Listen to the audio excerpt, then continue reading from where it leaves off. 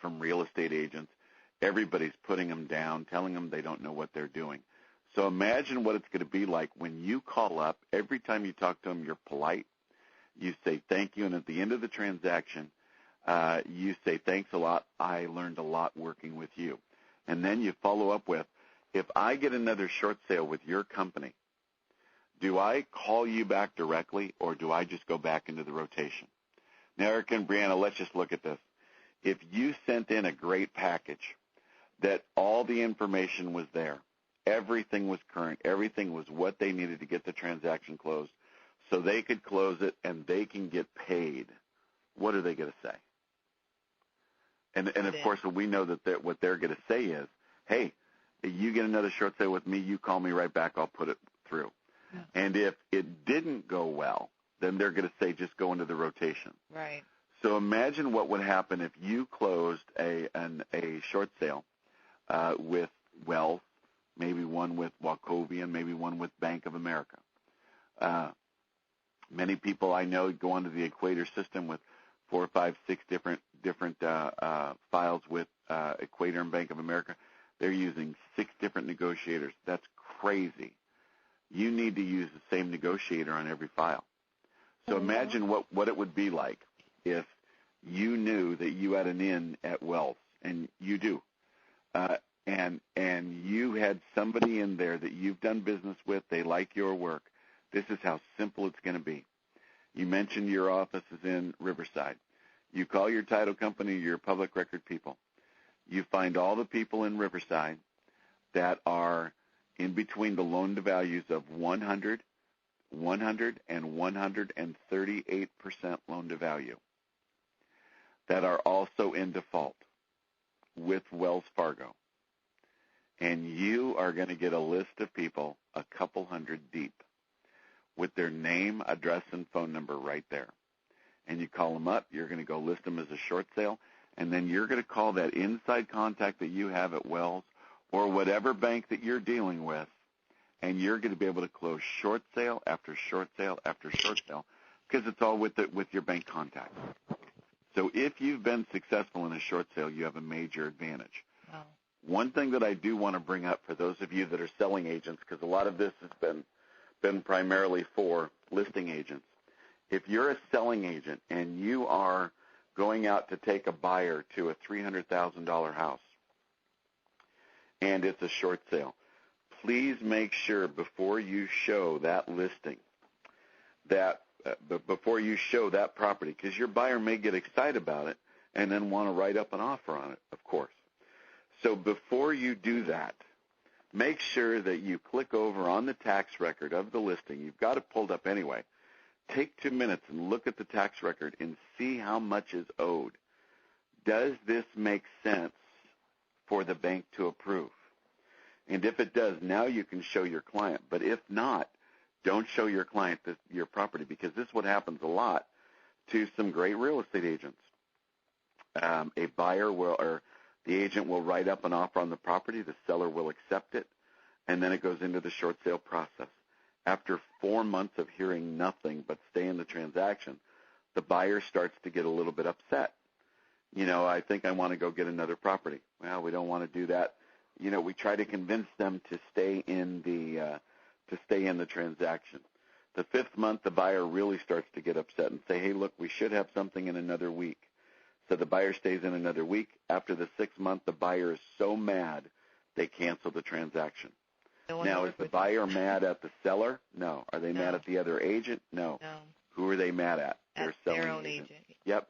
And then what do? They fire them, and they go buy another property. And Erica, Brianna, if the agent would have taken 2 minutes to review the property before they showed it, they would have known it.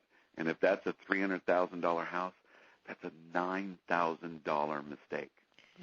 So your original question of, is it too late to get in short sales? Absolutely not. But you have to know everything that the bank wants you to know, and you have to really understand real estate contracts and the mechanisms inside the bank. And if you do that, short sales are going to be very profitable for you in 2011.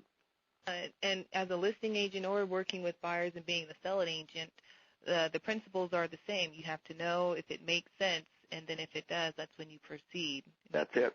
You're investing your time and money and everything else with these short sales that, in the end, if they don't work out, it's a big loss not only to the agents but also to the buyers, the sellers, everybody involved. Exactly.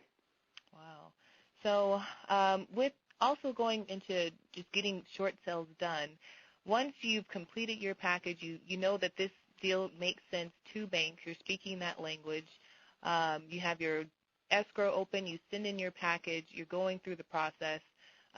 What's the percentage of getting short sales approved and then getting short sales closed? Because I'm sure there's a difference in just getting that approval letter and actually seeing it closed at the end of the day. Yes, that is a phenomenal question.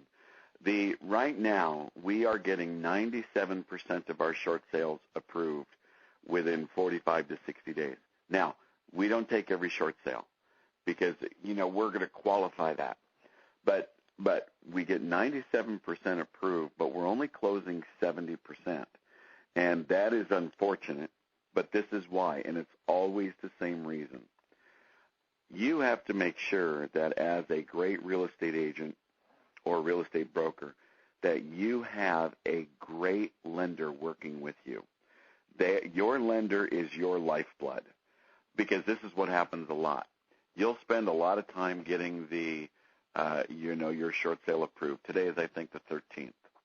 You might get a short sale approval letter today saying, we've agreed to take the short sale, we've agreed to the terms that you've submitted. However, we want this short sale closed by the 30th of this month, or we're going to let it go to auction. And so then the real estate agent is very happy. They call up their loan officer and say, hey, we got the loan approval on that buyer that went in 40 days ago. We need to close it by the end of the month. And this is what's not uncommon to hear. Oh, my gosh, then I better go out and get a loan application, or I better look into that file. You need to make sure that the loan officer that you have is all over this file. And what I love about your situation there with the Powers Now team is they've said if we don't close on time, we'll pay for it. Yeah, they will. And I love that. I mean, that's confidence. That's the kind of loan officer that you have to have, and the power of not only the loan officer but the bank that's going to live up to that commitment. So the reason typically that short sales don't close once they're approved is never because of the listing side. It's normally an extraordinarily high percentage of the time due to the person doing the loan on the buying side not keeping up with the file. Because with banks, in the market that we're in today, conditions, funding conditions, all different types of conditions are changing on a daily basis. So I know that working with you all, that you're going to keep an eye on the file and it's going to be taken care of. But to everybody on this call, make sure that your loan officer is taking care of everything for you. You don't want that to be the reason why after 8 months worth of work, this thing doesn't close and the property goes to the foreclosure auction after you got the approval and got everybody to work simply because the loan officer didn't stay in tune with the transaction. A lot of work goes into getting that approval, getting the short sale in that sense done, and for it to fall apart at the end because of something we can say as little as financing, because if you work with the right people, it shouldn't be, that shouldn't be your main problem in your transaction. So, right. Wow, that's good to know, and good to know that you need to work with people who have your back and you have theirs. Can I just say one thing on that point? Oh, sure. That is an enormous point that you just made. Make sure for everybody on this call that when you have a great loan officer, you stay loyal to that loan officer. So many times I see agents that can be swayed because this person says that they can get it 1/8 of a point cheaper, or this person has this magic program. Get one loan officer and stick with them and get them your business, because as you said, if you scratch my back, I'll scratch yours. Because if it's just going to be going to the cheapest of the day, believe me, the person that's cheapest today will not be cheapest next week when the loan has to close. Something will come up. something will cost you. Have some loyalty. It's right. very important in this market. Okay. Let's get into this third point, guidelines to HAMP and HAFA and the Fannie Mae and, excuse me, Freddie lookalikes. Can you explain that? Sure. That's what we going over, the guidelines there. So, for instance, the Fannie Mae Freddie Mac max guideline is max loan amount that they will approve is going to be $729,750. Fannie and Freddie, their lookalikes, will do the same thing. Another guideline that they have is that there can be the transactions need to be arm's length transactions. That's very, very important. An arm's length transaction is, for instance, you might have a homeowner in Laguna Woods that has a property worth, now it's worth, $700,000, and it was worth $1.3 million. And the homeowner there says, I don't want to make this payment on 1.3. It makes no sense. So they're going to try to sell it to their brother or their cousin. First of all, the brother and cousin never qualify. And if it did, that is a non-arm's length transaction. So those are not allowed under this scenario. One thing to be very cautious on is there's a lot of short sale processing companies out there, and there are some that are very good. What some of them do is they make an arrangement with the homeowner where we will, if we get this property, we'll sell it back. You can rent it for 2 years, and then we'll sell it back to you. That is illegal. The other thing is sometimes what these companies will say is, okay, the property is worth $300. We want you to list it at $300, and we are going to write up an offer at $150. And you could be the listing agent and the selling agent. And if that is successful at $150, if we get it at $150, we're going to turn around and list it on the backside for $250, and you could be the listing agent on that one as well.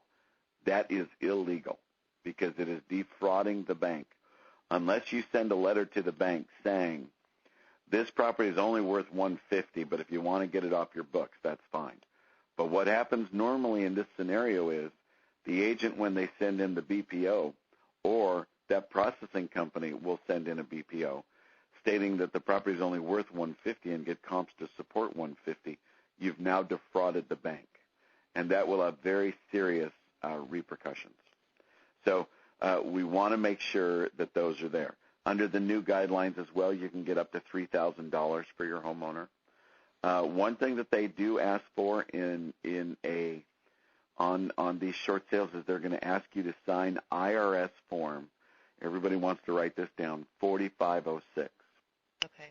Want you to be very cautious with that form. The lender does not need that form unless it is for your 08 and 09 tax returns.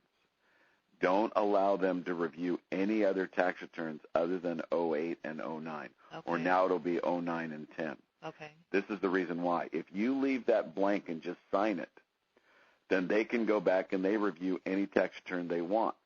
Well, the real tax return that the lender is interested in is not your 08, 09, and 010. Right. They don't care about those.